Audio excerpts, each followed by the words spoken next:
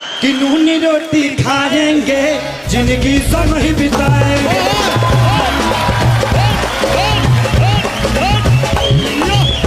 नूनी रोटी खाएंगे जिंदगी संग ही बिताएंगे।